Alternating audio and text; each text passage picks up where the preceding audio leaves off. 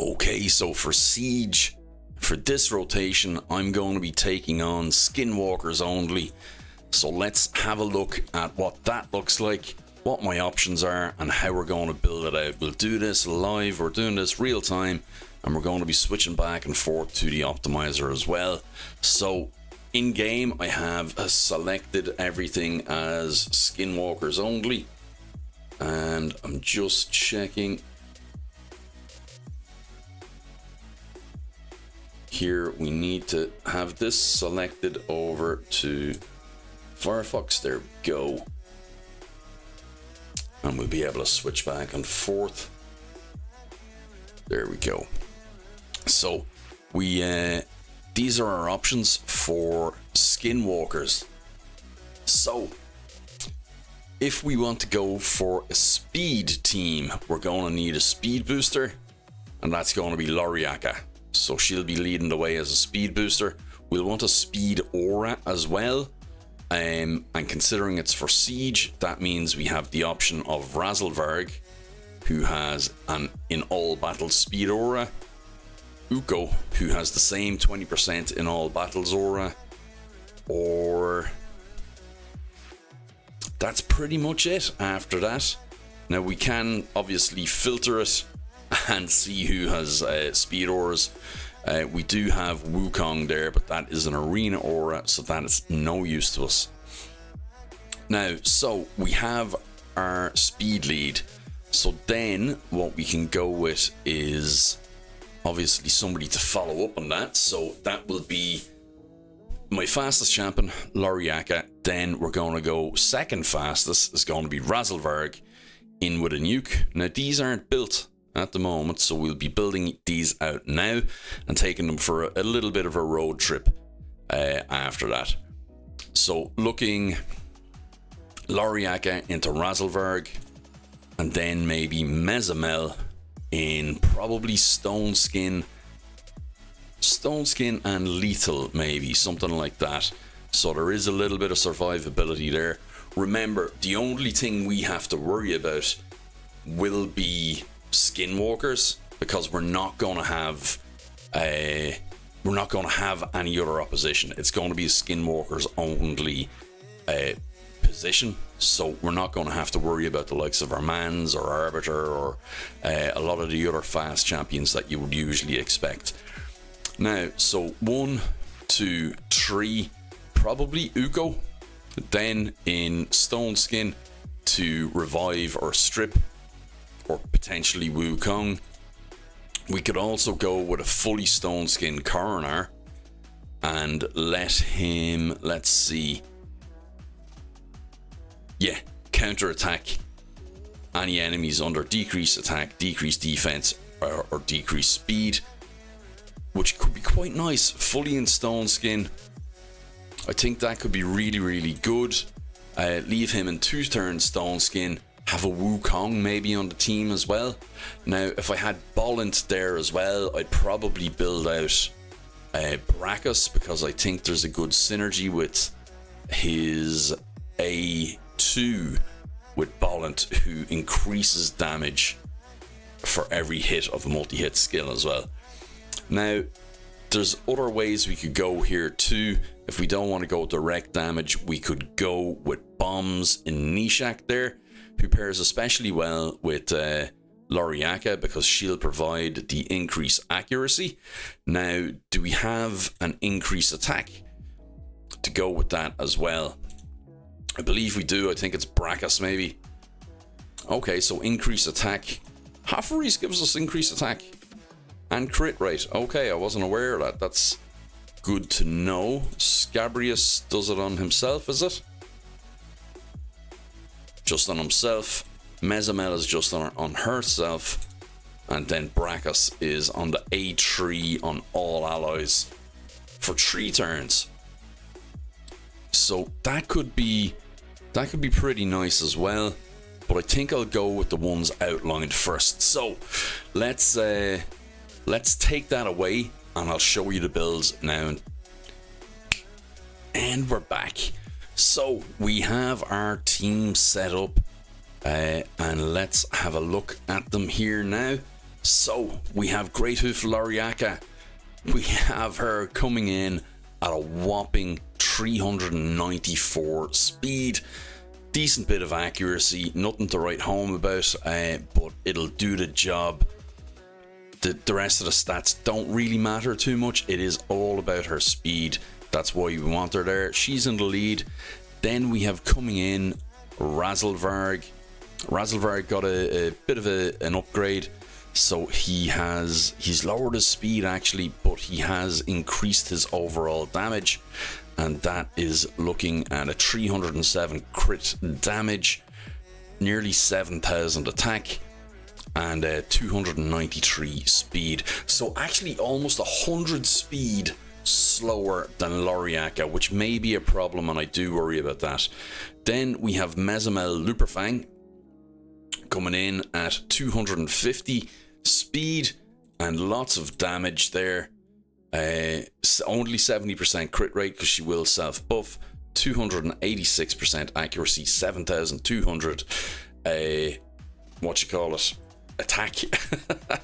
And then finally we're looking at Mr. Vermin Lord himself coming in quite fast as well at 302, 318 accuracy. Now I opted to lower the accuracy a bit to get the speed and the attack up as high as I possibly could, and the reason for that is that Loriaka is going to be buffing all of those. So that's the stats. We can see they're all in damage sets. We have damage and four piece Slayer on Razzlevarg is a non-negotiable for me, and that's because of his AoEs. He's going to get his turn meter fill a lot off of that, and he'll be going even more than he usually does. So we have those two. We have Loriaka is not in any particular set, just protection and righteous for the speed buffs, and then mix mash with these two because they're actually the two fastest pieces on my account. So we're getting 33 speed off that. That may be the only quad roll piece I have on my account, and on this I just made a liar of myself. I have a quad roll on that as well. So that's what we have there. Nishak then is just in whatever bit of, let's see, supersonic. That's where we're getting our speed from here, and attack. And that's the bonuses from that are giving me 10% extra speed. And we can boost this up as well, and we can glyph this up as well, so we can get a bit more speed going on some of these for sure. But primarily everything is, geez, I do have another quad. I'm making a complete liar of myself here, guys. I know they're very rare though, but let's glyph this right now actually.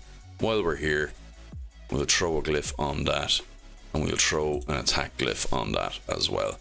That wasn't a great result, but it'll do for now. Let's road test.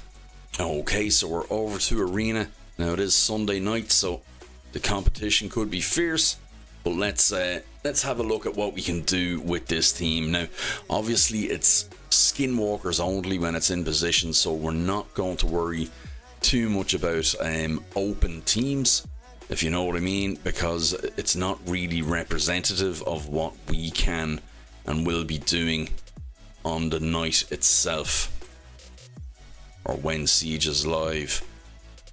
We have what I always like to have is 2 ways to counter Stone Skin, and that does make a difference. I also Loriaka's A1 is also a way to counter Stone Skin, so I do like that. So that was one good fight. Let's see what else is here. Let's have a look at this fight here and see what we can do, because this is a relatively strong team with Siffy, Harima and Taras and UDK, which make it a bit of a nightmare for a normal arena team. A lot of meta champions there, but they're already dead, as we can see here. Oh, actually, that's a surprise for us there. So I spoke too soon. I spoke too soon. And Siffy is able to counter us.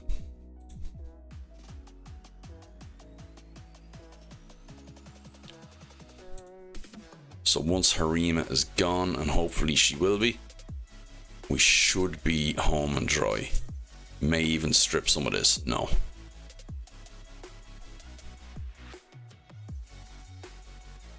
And we can put that on auto. And that will take out that team, which was quite a powerful arena team, to be fair. If I had those champions, I would be quite happy. I don't have Siffy, nor Harima, nor Taras. But I'm quite happy with my little menagerie here. So I won't complain too much. So look, guys, that's my team. That's my Skinwalkers only team. I think it's quite powerful. I really like it. And especially in situ against only Skinwalkers as well. I can't think of anything that's really going to mess us up. If you can, let me know. Gallius, I don't know that much about, but I don't think he is. I don't think he's a massive arena champion. Let me know what you think, guys. Let me know, is there anything I'm overlooking here? I didn't get Bolland, unfortunately. Marius is something I have been overlooking. So his passive, immune to turn meter reduction effects and decreased speed debuffs. Whenever an enemy changes form or attempts to decrease this champion's turn meter, counter attacks using this champion's default skill. So we won't proc that. We won't proc that, and we should be able to bypass all of his nonsense with what we're doing. So hopefully that won't be an issue. The other thing that that might be useful for us would be going with a fast basher in Stone Skin instead, and that is something that I have thought of, because we could use his A2 to decrease the cooldown or increase the cooldown of all targets skills by 2 turns. So a lockout might be better in there than one of the nukers possibly. So we'll look into that and we'll make a decision as to what's the best way to go. I might actually just build him now anyway, and we'll see how it works, but that will be for a later video. Guys, if there's any gaps or tactics or anything that you can see that I haven't, and I'm sure there's many, let me know, and I'll see what I can implement. Okay, guys, thanks for joining me. That's my Siege Skinwalkers only team. Best luck in your Siege, and I'll catch you in the next one. Bye bye.